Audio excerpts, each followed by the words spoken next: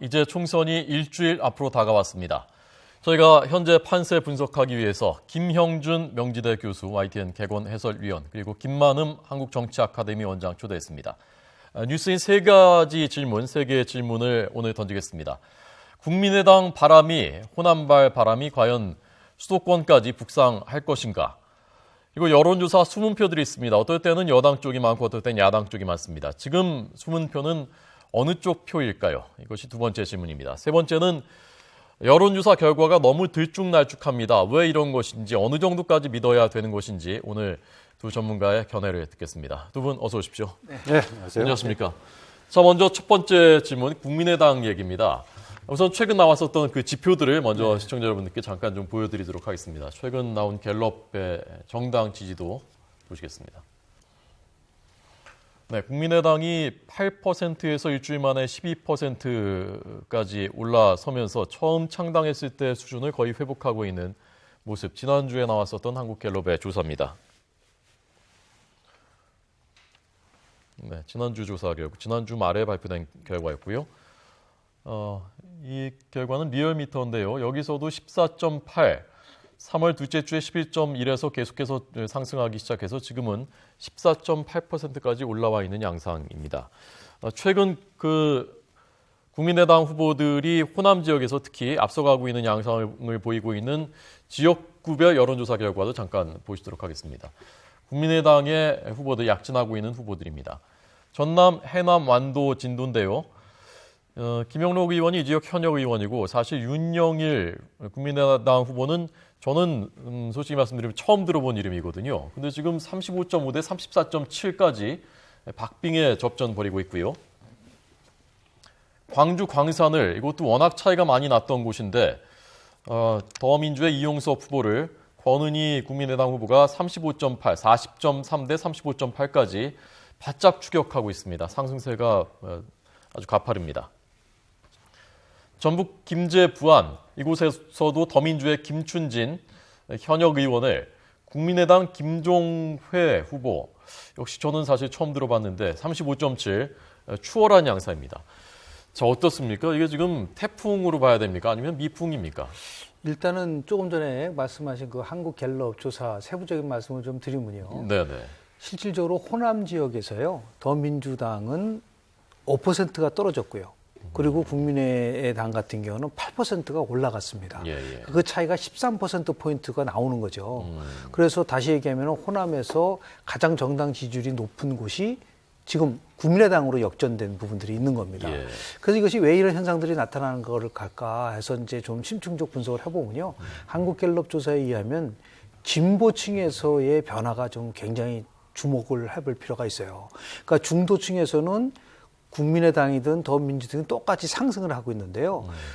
본인이 진보라고 하는 그런 세력들 속에서 더민주당은 오히려 7%가 하락을 했고, 그리고 국민의당이 오히려 거꾸로 7%를 올라갔고, 정의당이 5%를 올라갔습니다. 그러니까 이 얘기는 뭐냐면 전반적으로 중도 나가서 무당층에서 지지를 얻을 것이라고 생각했지 않았습니까? 국민의당이. 그런데 시간이 이제 흐를수록 진보층에서도 지금 요동을 치고 있다는 것을 보여주고 있는 것이고, 이것이 이제 수도권에서 조금씩 나타나고 있는 현상이 아닌가. 그러니까 예를 들어서 지금 새누리당은요, 지난주에 2주 전에 비해서 무려 서울 같은 경우는 8%포인트가 떨어졌거든요. 이 지역을 다른 것이 아니라 더민주당이 흡수를 하는 것이 아니라 국민의당이 이렇게 추격하는 그런 양상을 보이기 때문에 외형상으로는 지금 녹색 바람이 부는 게 아니냐라고 하는 그런 것들이 지금 감지되고 있다고 말씀드릴 수 있습니다. 한 2주 전까지 되게 진단들이 그랬습니다. 국민의당의 경우에 특별한 바람이 불지 않으면은 호남권에서 절반 정도를 차지하고 그 다음에 여기에서 비례대표에 따라서 20석인 국회 원내 교섭단체를 간신히 턱걸이해서 넘어갈 수 있을 것이다 라는 진단들이 되게 보편적인 진단들이었습니다. 그런데 이제 적어도 호남 지역에서 바람이 부는 것은 분명한 것 같습니다. 무엇이 말해주느냐, 이렇게 지금 지표상으로 나오는 것도 있지만은요, 호남 지역에서 국민의당과 경쟁을 하고 있는 더불어민주당이 대응하는 양상을 보면 알 수가 있을 것입니다. 심지어는 문재인 전 대표가 오지 않는 게 낫다고 김종인 현 대표가 이야기할 정도고, 아다시피 내부적으로 뭐 삼보일배가 등장하기도 했었고, 이런 과정을 보면 분명하게 바람이 불고 있다. 아까 몇 개 예로 들었던 지역의 경우에 특수한 물론 사정이 있기는 합니다. 해남 안도 진도 지역에서 김영록 현 의원이 더불어민주당 소속으로 경쟁력을 가졌었는데 지금은 이제 아주 1% 넘지 않는 오차 범위 내에 있는 거 아니겠습니까? 그러게요. 예. 상대적으로 이제 국민의당이 강세로 바람이 부는 점도 있지만은 국민의당 윤영일 후보로 후보 단일화가 이루어졌습니다. 그 지역이요. 그리고 지역의 경우에는 해남 안도 진도 중에서 해남이 가장 많은 인구를 가지고 있고 김영록 현 의원, 김영록 더불어민주당 후보는 상대적으로 인구가 작은 완도 소속인데요. 예. 그동안에 해남 출신 후보들이 많이 있었는데 이 후보들이 하나 뭉쳐지면서 효과가 집중적으로 나오고 있는 것 같고요. 해남 후보들끼리 단일화를 했단 말씀이군요. 예, 그렇게 된 상황이 있고 광주, 광산, 을도 좀 특징적으로 볼 만한데요. 광주의 8개 지역구 중에서 더불어민주당에서 가장 강세로 꼽을 수 있는 대표적인 하나를 꼽으라면 이용섭 후보였지 않습니까? 그런데 이용섭 후보가 있는 지역에 권은희 후보가 따라붙어서 오차 범위에 따라붙을 정도라면은 다른 지역도 상당히 바람이 불고 있다라고 얘기할 수 있겠고요. 더불어민주당에 대해서 이런 강세에 비해서 국민의당 쪽에서는 이런 바람을 토대로 해가지고 전라북도를 거쳐서 수도권으로 갈 거다 했는데 어쨌든 간에 지표상으로 리얼미터든 간에 갤럽이든 간에 지금 14% 정도가 올라와 있죠. 올라와 있는데 정당 소속으로의 바람은 일정하게 반영이 된 것 같습니다. 그런데 과연 지역에서 뛰고 있는 개별 후보들의 승리할 수준까지 바람이 불 것인가 이것은 좀 더 두고 봐야겠습니다. 네. 자, 그러면 그 이른바 교차 투표, 그러니까 지역구 후보는 뭐 다른 당한테 투표하더라도 비례대표는 국민의당으로 하는 수도권에서 특히 지난주 조사에서는 15%까지 비례대표 정당 지지도가 국민의당이 15%까지 올랐는데 그게 더 높아질 특히 수도권 중심으로 가능성도 있다고 보십니까? 있죠. 왜냐하면 지난 2012년에서도 비슷한 현상이 나타났었는데요. 당시에 통합진보당이 10.3%의 정당 득표를 했는데 선거 후 조사를 해보니까 지역구에서는 당시 민주당이죠. 민주통합당을 찍고 그리고 정당 투표에서 통합진보당을 찍었다는 비율이 16.3%였거든요. 그러니까 이게 높게 나오는 거죠. 비슷한 현상들이 나타날 가능성이 크고요. 지금 뭐 김 박사님 말씀하신 것처럼 지역에서는 나름대로 좀 수도권에서 특출나게 어떠한 국민의 정당 후보가 앞서는 거는 뭐 안철수 후보 이외에는 그게 두각을 나타내고 있지 못하지만 정당 득표 면에서는 그동안 예상했던 것보다는 많은 득표를 할 수 있는 개연성은 충분히 있다고 보고요. 이렇게 나온 이유는 뭐냐면 지금 선거는 본질적으로 심판입니다. 그래서 여당은 야당 심판론을 얘기하고 더민주는 경제 실정 심판론을 얘기하지 않았습니까? 근데 국민의당은 양당에 대한 패권적 양당체에 대한 심판론인데 엄밀하게 따지면 지금 호남에서 친노 심판론이 일어나고 있는 겁니다. 그러니까 예를 들어 잠재되어 있었던 부분들 그것이 결정적으로 잘못된 것은 누차 우리 이 방송을 통해서 얘기했지만 비례대표 선정 과정 속에서 김종인 비대위대표가 굉장히 잘못된 판단을 했다. 오히려 그 과정 속에서 잘 나가다가 결국은 셀프 공천도 하고 친노 운동권에 있는 많은 분들이 그대로 비례대표에 선정되는 과정 속에서 저 정당은 아직까지 친노 운동권 정당의 체질을 벗어나기 어렵다라는 것을 보여줌으로써 그 이후로 점점 더 민주당이 탄력을 받지 못하고 정치로 빠져들어갔다라는 것이 아주 중요한 저는 요인 중에 하나라고 보고 싶습니다. 네. 자, 비례대표에서 몇 퍼센트를 얻으면 몇 석을 가져가게 되는 것인지 저희가 그 정리한 표를 좀 보여드리도록 하겠습니다. 국민의당이 15%를 얻으면 비례대표를 몇 석을 가져가게 되는 것인지.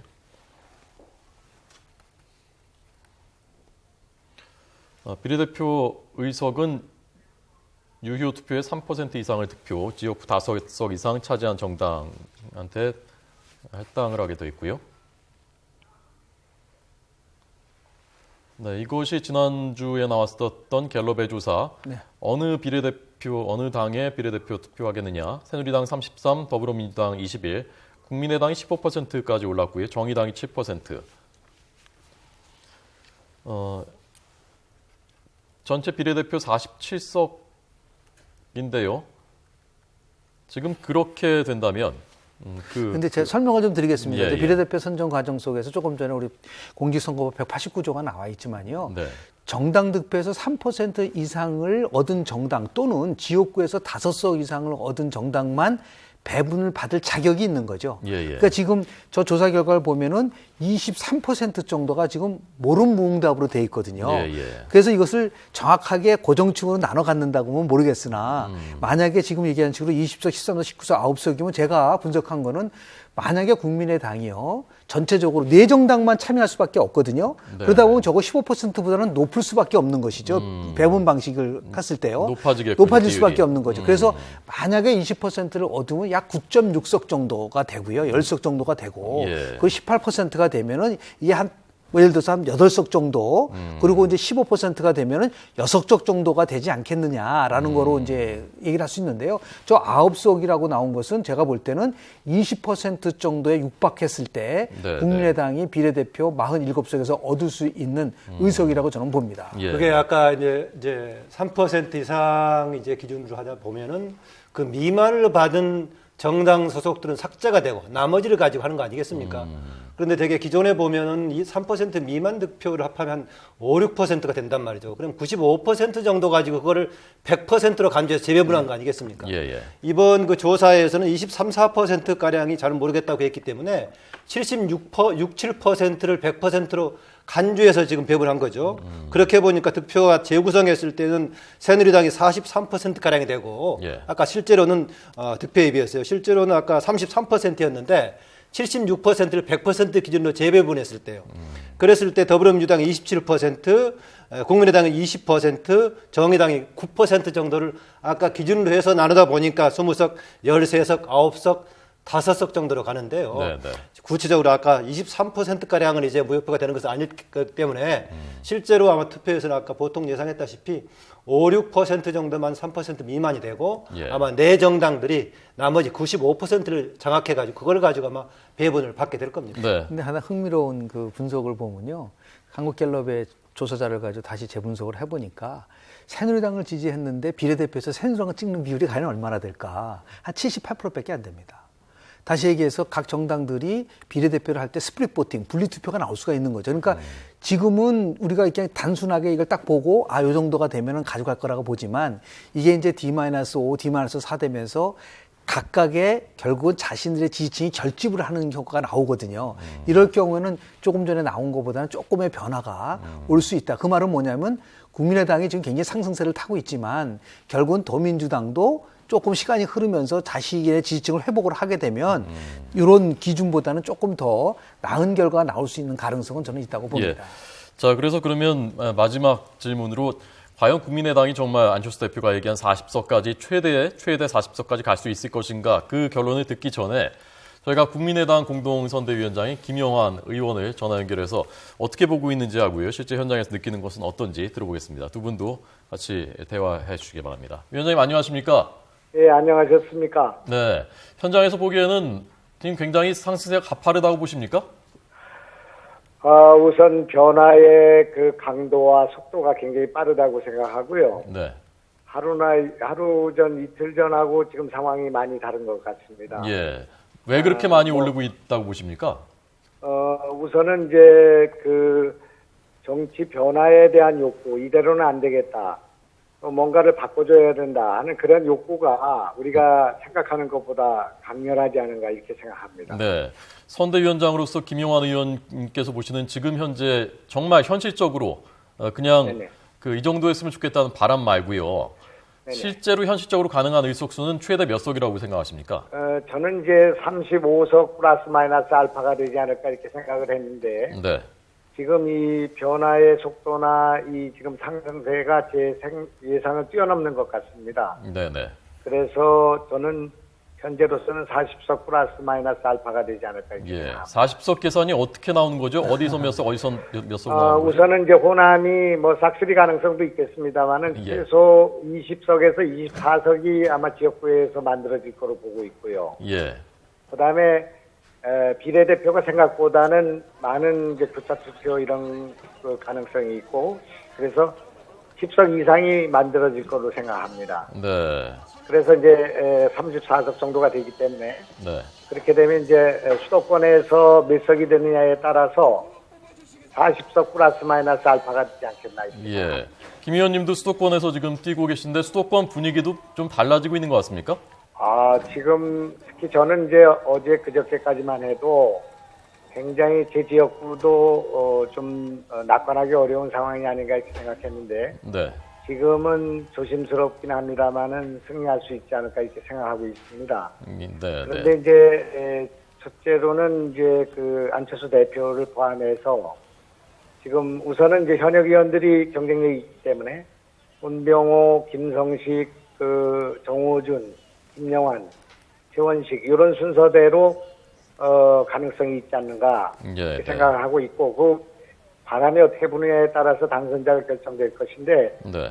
지금 2위를 확보하고 있는 지역이 한 10여 군데 됩니다. 지금 저희가 서울 경기에 그 지역은 시간이 지나게 되면은 바람의 강도에 따라서는 당선자가 나올 수 있다 이렇게 생각합니다. 예.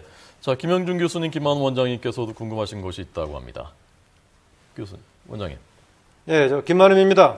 네네, 안녕하셨습니까? 요새 바람 확실히 부는 건 느끼고 있습니까? 엄청히 느끼고 있고 오늘은 뭐 이런 일이 있었습니다.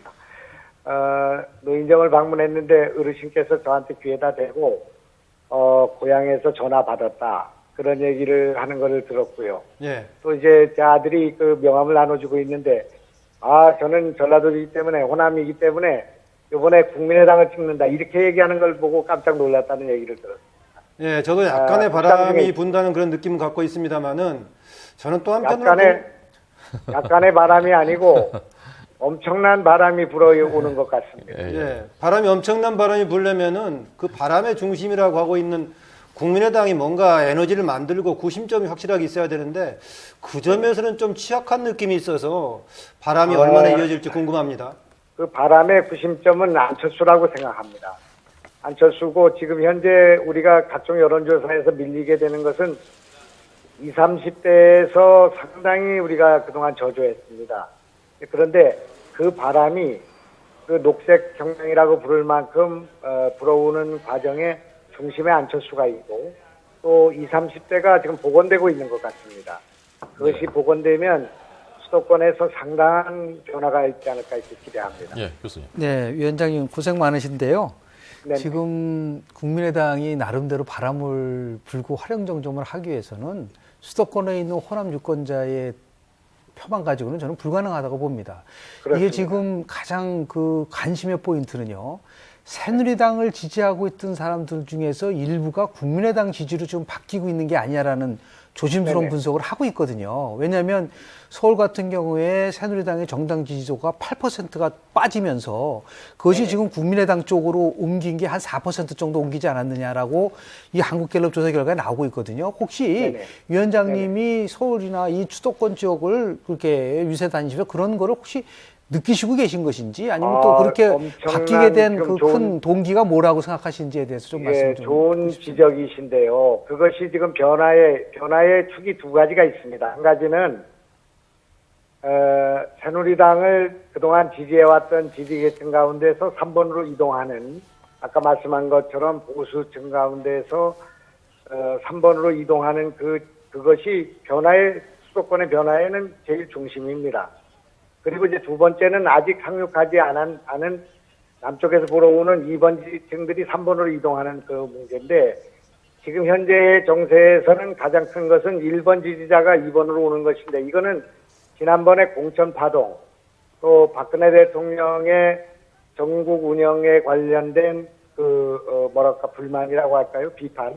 이것이 가장 중요한 것이라고 생각하고 지금 1번에서 3번으로 오는 것이 또 2번에서 3번이 오는 것 이것이 중첩돼서 지금 상승하고 있다 이렇게 보고 있습니다. 네, 알겠습니다. 하나만 더 여쭤보겠습니다. 민감한 질문 중에 하나인데요.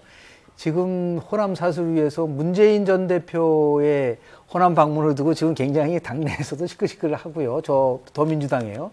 국민의당 같은 경우는 그 부분에 대해서 어떤 대처나 전략을 갖고 계신지 하나 좀 여쭤보고 싶습니다. 거기에 가시든 안 가시든 간에 이것이 굉장히 구조화된 것이고 오래된 것입니다. 지난 10년 동안 친노 패권의 정치가 총선 대선에서 실패를 가져왔기 때문에 호남 대중들의 입장에서 볼 때는 내년 대통령 선거에는 더불어민주당과 문재인 대통령 후보를 가지고는 승리할 수 없다는 그런 확정적인 결론을 내주고 있기 때문에 호남을 가시든 안 가시든 그것이 사태를 되돌릴 수는 없다 이렇게 생각합니다. 네, 알겠습니다.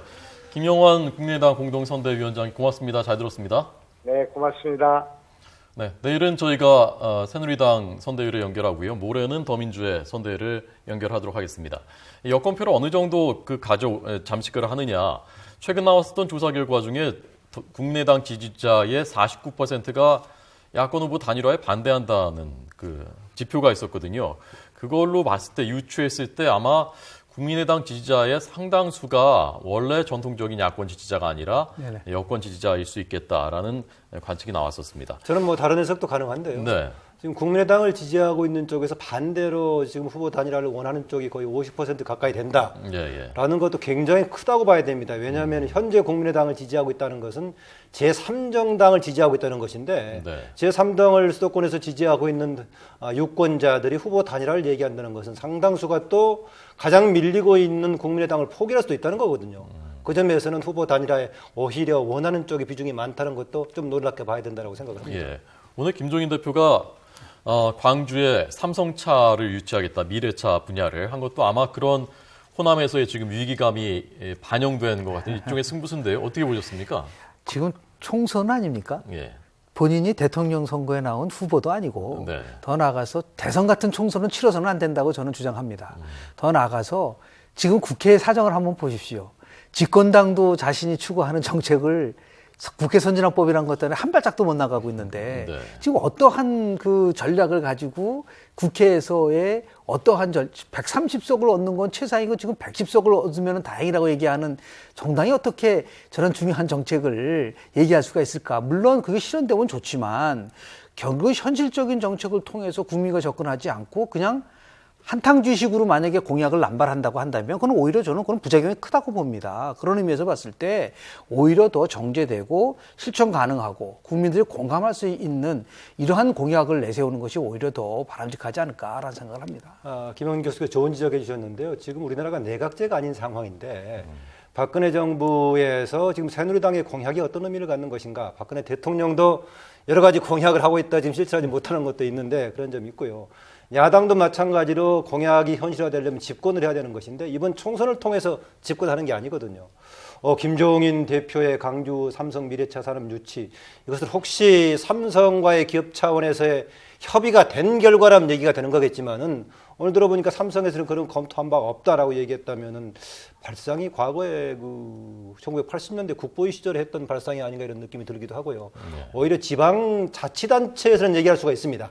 지방자치단체에서 이런 기업을 유치하기 위해서 여러 가지 노력이라든가 편의를 제공하는 노력을 통해서 유치해 보려고 한다는 것인데 국회의원들 총선에서 우리나라의 가장 최고의 기업의 일정 부분을 어느 지역에 유치한다. 그쪽에 배분한다라는 식의 발상을 하는 것이 과연 가능할 것인가 국민의당에서 비판을 했는데 좀 이 사안의 경우에 공약의 방식은 좀 비판받을 만하다라고 봅니다. 예, 노력을 하겠다는 얘기겠죠. 네네. 광주에 유치할 수 있도록. 자, 두 번째 질문을 드리도록 하겠습니다. 두 번째 질문. 이번 여론조사의 숨은 표가 과연 여권 쪽에 많을 것인가, 야권 쪽에 많을 것인가. 과거의 사례를 먼저 잠깐 보도록 하겠습니다. 여권의 숨은 표가 많았었던 때도 있고요. 야권의 숨은 표가 많았었던 때도 있습니다. 우선 2010년 6월 지방선거 때 이때가 제일 대표적인 사례로 꼽히죠. 당시 서울시장 선거 여론조사에서는 46대 30으로 오세훈 후보가 많이 앞서는 것으로 나왔었습니다. 직전까지. 그런데 뚜껑을 열어보니까 47.4대 46.8. 그야말로 새벽까지 개표를 해봐야 알 정도의 초접전이었습니다. 이때 야권 숨표가 많았었던 것이죠. 자, 그런데 지난 대선 때, 2012년 대선 때는 마지막 1일 여론조사에서는 1.5%포인트밖에 차이가 안 날 정도로 초접전인 것으로 나타났었는데 실제 뚜껑을 열어보니까 3.6%포인트, 그보다 2배 이상 표차가 벌어졌었던 이때는 또 여권 숨표가 많았었던. 자, 과연 이번에는 어떨까요? 어떻게 보십니까? 이게 그 총선 끝나고 나서 결과를 얘기하는 것이 아니라 전에 예측을 하는 거지 않습니까? 예. 제가 부동층과 관련된 연구를 좀 많이 해본 건데요. 지금 보통 한 선거를 D-5 일주일 정도 남겨놨을 때 보통 한 30% 정도가 부동층으로 분류가 됩니다. 누굴 찍을지 모르는 사람을 얘기하는 것이죠. 그거는 그냥 선거 후에 조사를 해보면 D-3일까지도 누구 찍을지 못하는 사람의 비율이 국민 4명 중에 한 사람입니다. 그런데 부동층이라는 게 3가지 유형으로 돼 있어요. 하나는 은폐형 부동층이 있고 순수 부동층이 있고 그리고 기권형 부동층이 있습니다. 근데 그 비율이 40%, 30%, 30% 정도 되거든요. 그러니까 은폐형 부동층이 이제 20패라고 얘기할 수가 있는 것이죠. 그런데 하나의 단서는 뭐냐면 지금 60대 이상의 고연령층의 유권자 수가 제일 많은데 과거에 비해서 지금 60대 이상의 고연령층 부동층이 10%포인트 이상 높아졌다라는 결과들이 나오고 있거든요. 이것은 결국 수문표가 여당에게 조금 유리할 수도 있는 근거가 될 수 있는 부분들이 있고요. 이 순수 부동층은 정말 그 상황에 따라서 마지막에 돌발 변수지 등등에 의해서 움직이는 거기 때문에 이것은 어느 한쪽이 일방적으로 유리하다고 보기는 굉장히 어렵습니다. 그래서 막판 돌발 변수라는 게 이제 막말 파동이라든지 아니면 다른 예측하지 못했던 일들이 벌어졌을 때 움직이는 건데 저는 지금 은폐형 부동층 속에서는 야권보다는 저는 여권이 좀 더 있지 않느냐. 왜냐하면 이제 공천 파동을 거치면서 지금 그동안 전통적으로 보수를 지지했었던 계층 중에서 약간 실망감이라든지 더 나아가서 이러한 공천 파동 속에서 오는 이러한 친박다 비박하면서 결국 김무성 대표의 리더십이 굉장한 흠집을 가져갔거든요. 그런 의미에서 보는 지금 은폐형 부동층에서 현 시점에서는 저는 여권이 약간 더 앞선 것이 아니냐라는 좀 분석을 하고 있습니다. 은폐형이 아니라 정말 마음이 돌아서서 부동층이 됐을 가능성도 그걸 있습니다. 이렇게 물어보면 됐죠. 예를 들어 실제 조사를 해봅니다. 최근에 지지 후보를 바꾼 적이 있습니까? 그러면 처음에 지지한 정당은 누구고 왜 바꿨느냐라는 이 3단계 질문을 하게 되면 정확하게 우리가 알 수가 있는데 그거를 이제 완전히 바꿨느냐? 그 스윙 보터죠, 그거는. 그것이 아니라 지금 그냥 잠시 일시적으로 빠져 있느냐? 그 부분 속에서는 저는 차이가 있다고 보는데 바꾸는 것보다는 일시적으로 부동층화되어 있는 것은 아닌가라는 생각을 좀 하게 됩니다. 아까 사례로 들었던 이제 2개 사례요. 서울시장 선거하고 지난 대선 사례는 좀 당시 상황을 고려해서 봐야 된다는 것입니다. 일단 그 문재인 후보하고 박근혜 후보하고 붙었을 때는 사실상 이미 먼저 표가 당시로서는 이미 조사가 플러스 마이너스 3.1%포인트 오차 범위 내에 들어있기 때문에요. 특별하게 이렇게 예측하고 달랐다라고 말하기 어렵고요.